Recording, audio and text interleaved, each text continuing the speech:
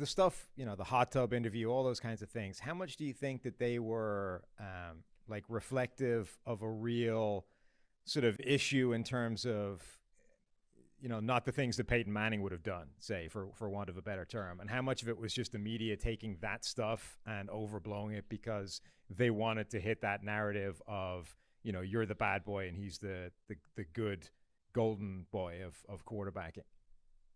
I think that was the storyline in the draft. This was pitted against one another, so that was the storyline. I was, if I would have played well, it wouldn't have mattered. I was the same kid I was in college as I was in the pros. That's the difference.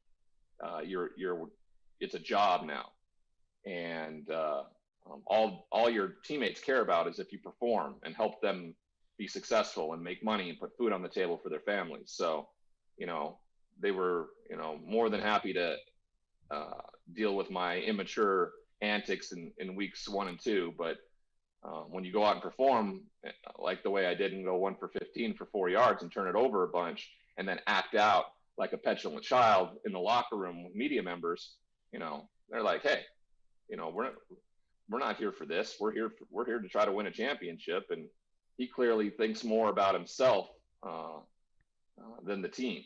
And that's not how the NFL works. And you're going to be out pretty quickly if that's the way you continue. And that certainly was the case. Well, I appreciate your honesty about that. Obviously, you've had a lot of time to reflect, and that's, the ability to turn your life around and, do some great things coming out of that is the bigger story in all of this, right? But it's good to get that framework, that groundwork of what happened in '98 and beyond. How does the NFL go about judging? I don't want to use the word character, but judging the player off the field. What is the best way to dig into that and have an idea?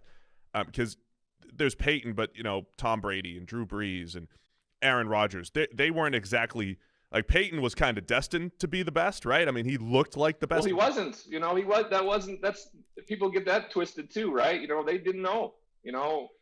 Mel Kiper, who's been doing this forever and ever and ever, thought, if he didn't have the Manning name, he'd be a 3rd round or 4th round draft pick or something like that is how it went. So, I mean, no one knows. Yeah. You go into a draft pick 50-50. Maybe he'll be good. Maybe he won't. He's really talented. He's a great college quarterback.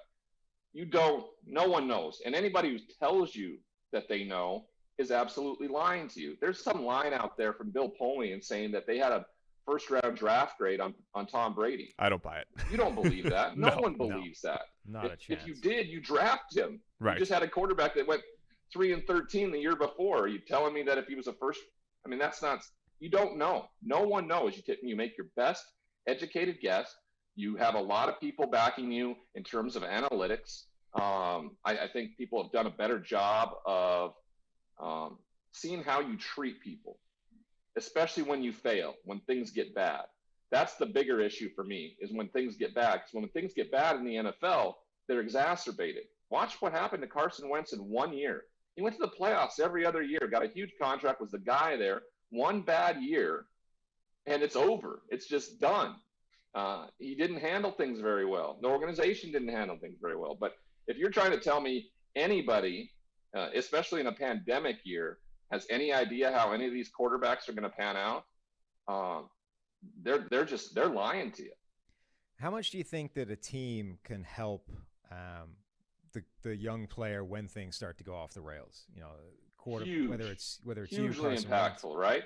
Because I talked about the psyche of an elite athlete, especially one highly drafted. There's a loyalty issue, right? When you're drafted by the team, the city, supposed to be the savior. When things start to go bad, and there is a turn of the tables, if you will, where you don't feel like they have your back, there is a resentment that can happen quickly. We saw it play out with Dwayne Haskins this year rather quickly. Now, he contributed to all of it, but once you feel like you don't have confidence behind you, support behind you, you become impulsive, and you're like, I'm the franchise quarterback. You better have my back. You're not going to tell me what to do. It's an amazing psychological journey to watch things play out like this. in a situation that people put a ton of onus on, like it's the end all be all being a quarterback in the NFL. Like you could be out tomorrow. Like the stress and the pressure and everything like that, you asked for it, so you don't have to continue to do it. People pretend like this is the most important thing in the world, and it's, you're playing a silly child's game. Ryan, I like to, on our podcast here, as a former minor league pitcher, I like to compare everything to my minor league baseball career, and I cannot relate to anything that you just said because I was undrafted. I had zero expectations. No pressure. No pressure. So the pressure for me was just to like, oh, man, I really want to make it to the big leagues. I have to work so hard to make it. And then I was teammates with Buster Posey, who was first-round pick, $6 million signing. Did you play with Tyler Graham? I did, yeah. He was on my team too. Tyler grew up a couple blocks from me with my little brother and that whole family. Yeah, I went and watched him play in the minor league system down in Arizona a few times when he was trying to make the majors there. So you probably came and saw me play. There we go. Yeah. Ryan Leaf, big Steve Palazzolo fan. Of course. As always. Who else? Tyler was great, super fast. Super fast. But it was just funny to me because I remember seeing Buster, and he was like this young kid just up to AAA, knowing he's going to make it to the big leagues. And I was just thinking, like, I wonder if I have any advice for him. I'm like, I really don't. I've been around 5 extra years before him. But I don't have any advice because he's got like the pressure of the organization on him. And I have just like, man, I really hope I make it. It's just different types of pressure, which I think you laid out pretty well, right? Like, I think people look at athletes and they're like, oh, he's making millions of dollars. He's fine, right? He's happy. But they don't realize as a competitor the pressure that you put on yourself, right? Yeah, we think we're happy. I use this line in my speeches when I travel around the country, and I'm talking about what success is, or what at least I thought success was when I went into the NFL, and it was power, money, power, and prestige.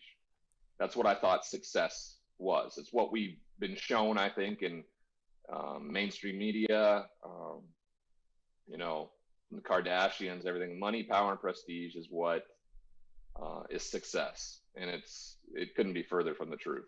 It's really interesting because that makes perfect sense. When I think a lot of people look back, you're remembered as one of the biggest draft busts of all time by a lot of football fans, and yet on your wall back there, you've got pictures of yourself in a Chargers uniform. You've got the Chargers helmet back there. I think a lot of people would have assumed that you wouldn't necessarily celebrate or want to remember that. But do you see that as, how do you think of? Are you kidding me? Well, how do you think of it? 27,000 of us ever Yeah. in the 100 years of football. And guess what? You'll never hear a peer say the word bust. Never. Right. Never. It's the fans. It's the media. We know how hard it is to get where we got. And for anybody to shit on it, that's on them. That's a projection from them. And so, going to celebrate it. Wow. What an honor. What a brotherhood. What's something special to be a part of? God, I mean, are you kidding me? I'm from Montana. There's never been a first-round draft pick from the state of Montana, ever. I'm the only one. There are more first-round draft picks in the Manning family than the whole state of Montana. So, I'm going to be extremely proud.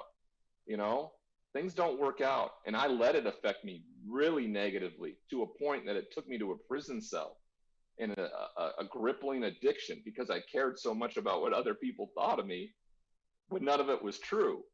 So, it's extremely prideful, but also extremely grateful that I went through the struggles because, I have a story. It's impactful, and it's really made me who I am today. So that's, there's going to be a lot of pride around it, especially with who I got to play the game with. I appreciate that perspective so much. I really do. I mean, it's great. You've turned it around for the better.